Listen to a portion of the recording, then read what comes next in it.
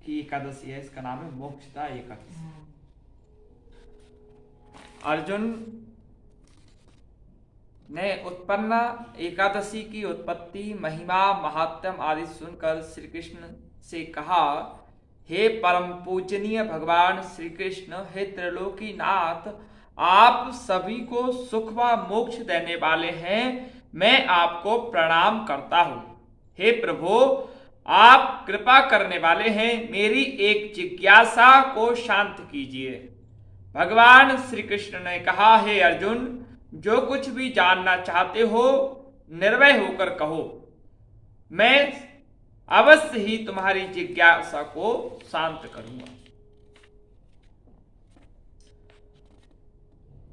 फिर अर्जुन ने कहा, हे प्रभु, यह जो आपने मार्गशीर्ष माह के कृष्ण पक्ष की एकादशी के विषय में बताया है, उससे मुझे बड़ी ही शांति प्राप्त हुई।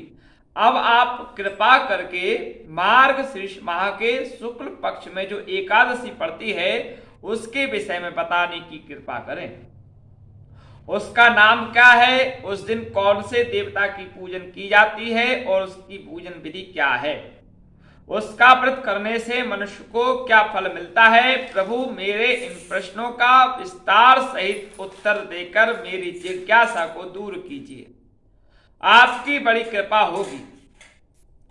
अर्जुन की जिज्ञासा सुन श्री कृष्ण बोले, हे अर्जुन, तुमने बहुत ही श्रेष्ठ प्रश्न किया है, इसलिए तुम्हारा यश संसार में फैलेगा। मार्गशीर्ष माह के शुक्ल पक्ष की एकादशी अनेकों पाप को नष्ट कर देती है।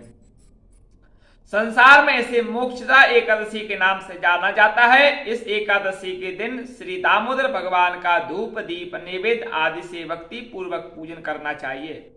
हे कुंती पुत्र, इस एकादशी व्रत के पुण्य के प्रभाव से नरक में गए हुए माता पिता पितरादि को स्वर्ग की प्राप्ति होती है। इसकी कथा एक पुराण में इस प्रकार है, इसे ध्यान पूर्वक सुनो।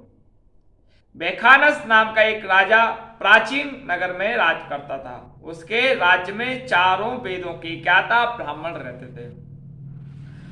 राजा अपनी प्रजा का पुत्रवत पालन किया करता था। एक रात्रि को स्वप्न में राजा ने अपने पिता को नरक की यातनाएं भोगते देखा। इस प्रकार का स्वप्न देखकर राजा बड़ा ही व्याकुल हुआ। वह बेचैनी से सुबह होने की प्रतीक्षा करने लगा। सुबह होते ही उसने ब्राह्मणों को बुलाया, उनके समक्ष अपने स्वप्न की बात बताई। हे ब्राह्मणों, रात्रि में स्वप्न में मैंने अपने पिता को नरक की यातनाएं भोगते देखा। उन्होंने मुझसे कहा है कि हे पुत्र, मैं घोर नरक भोग रहा हूं, मेरी यहां से मुक्ति कराओ। जब से मैंने उनके यह वचन सुने हैं तब से मुझे चैन नहीं है। मुझे अब राज्य, सुख, ऐश्वर्य, हाथी, घोड़े, धन, स्त्री, पुत्र आदि कुछ भी सुखदायक प्रतीत नहीं हो रहा है। अब मैं क्या करूं, कहां जाऊं? इस दुख के कारण मेरा शरीर तप रहा है। आप लोग मुझे किसी प्रकार का तप, दान, व्रत आदि बताएं जिससे मेरे पिता को मुक्ति प्राप्त हो। यदि मैंने अपने पिता को नरक की यातनाओं से मुक्त कराने के प्रयास नहीं किए तो मेरा जीवन निरर्थक है। जिसके पिता नरक की यातनाएं भोग रहे हों, उस व्यक्ति को धरती पर सुख भोगने का कोई अधिकार नहीं है। हे ब्राह्मणों, मुझे शीघ्र ही इसका कोई उपाय बताओ और मेरे ऊपर कृपा करो। राजा के आंतरिक दुख की पीड़ा को सुनकर ब्राह्मणों ने आपस में विचार विमर्श किया। फिर एक मत होकर बोले, हे राजन, वर्तमान, भूत और भविष्य के ज्ञाता पर्वत नाम के एक मुनि हैं। वे यहाँ से अधिक दूर नहीं है। आप अपनी यह व्यथा उनसे जाकर कहें, वे अवश्य ही आपका कल्याण करेंगे। इसका कोई सरल उपाय आपको बता देंगे। ब्राह्मणों की बात मानकर राजा मुनि के आश्रम पर गए। आश्रम में अनेक शांत चित योगी और मुनि तपस्या कर रहे थे। चारों वेदों के ज्ञाता पर्वत मुनि दूसरे ब्रह्मा के समान बैठे जान पड़ते थे।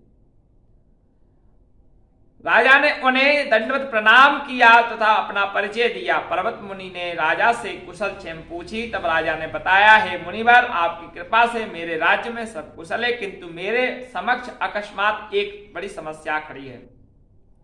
जिससे मेरा हृदय बड़ा ही अशांत हो रहा है। राजा ने मुनि को व्यथित हृदय से रात में देखे गए स्वप्न की बात बताई। फिर दुखी स्वर में बोले, हे महर्षि, अब आप कृपा कर मेरा मार्गदर्शन करें। ऐसे में मुझे क्या करना चाहिए? कैसे मैं अपने पिता को नरक की यातनाओं से मुक्ति दिलाऊं? राजा की बात पर्वत मुनि ने गंभीरता पूर्वक सुनी। फिर नेत्र बंद कर भूत और भविष्य पर विचार करने लगे। कुछ देर गंभीरता पूर्वक चिंतन करने के बाद उन्होंने कहा, हे राजन, मैंने अपने योग बल के द्वारा तुम्हारे पिता के सभी कुकर्मों का ज्ञान प्राप्त कर लिया है। उन्होंने पूर्व जन्म में अपनी पत्नियों में भेदभाव किया था। अपनी बड़ी रानी के कहने में आकर उन्होंने अपनी दूसरी पत्नी को ऋतुदान मांगने पर भी नहीं दिया था। उसी पाप कर्म के फल से तुम्हारा पिता नरक में गया है। यह जानकर वैखानस ने याचना भरे स्वर में कहा, हे ऋषिवर, मेरे पिता के उद्धार का आप कोई उपाय बताने कृपा कर। किस प्रकार वे इस पाप से मुक्त होंगे? इस पर पर्वत मुनि बोले, हे राजन, मार्ग शीर्ष मास के शुक्ल पक्ष में जो एकादशी होती है उसे मोक्षदा एकादशी कहते हैं। यह मोक्ष प्रदान करने वाली है। आप इस मोक्षदा एकादशी का व्रत करें और उस व्रत के पुण्य को संकल्प करके अपने पिता को अर्पित कर दें। एकादशी के पुण्य प्रभाव से ही अवश्य ही आपके पिता की मुक्ति होगी। पर्वत मुनि के वचनों को सुनकर राजा अपने राज्य को लौट आया और परिवार सहित मोक्षदा एकादशी का विधि पूर्वक व्रत किया। इस व्रत के पुण्य को राजा ने अपने पिता को अर्पित कर दिया और इस पुण्य के प्रभाव से राजा के पिता को सहज मुक्ति मिल गई। स्वर्ग को प्रस्थान करते हुए राजा के पिता ने कहा, हे पुत्र, तेरा कल्याण हो। इतना कहकर राजा के पिता ने स्वर्ग को प्रस्थान किया। हे पांडु पुत्र, जो मनुष्य मार्ग शीर्ष माह के शुक्ल पक्ष की एकादशी का उपवास करते हैं उनके सभी पाप नष्ट हो जाते हैं और अंत में वे स्वर्गलोक को प्राप्त करते हैं।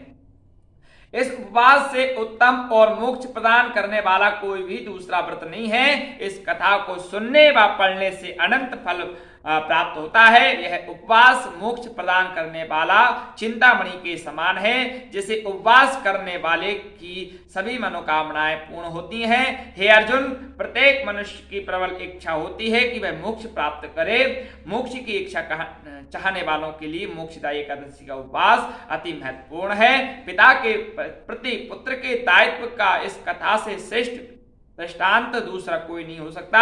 अतः भगवान श्री हरि विष्णु के निमित्त यह उपवास पूर्ण निष्ठा व श्रद्धा से करना चाहिए। कथा का सार है, यह पिता के प्रति भक्ति और दूसरों के लिए पुण्य अर्पित करने की श्रेष्ठ और पवित्र कथा है। इसका उपवास केवल उपवास करने वाले मनुष्य का ही नहीं अपितु उसके पितरों का भी भला करता है। अपने किसी सगे सहोदर मित्र बंधु को भी इस उपवास का फल अर्पण करने से उसके भी पापों का और क्लेशों का नाश हो जाता है। बोलो राधा कृष्ण भगवान की। श्री कृष्ण गोविंद हरे मुरारी हे।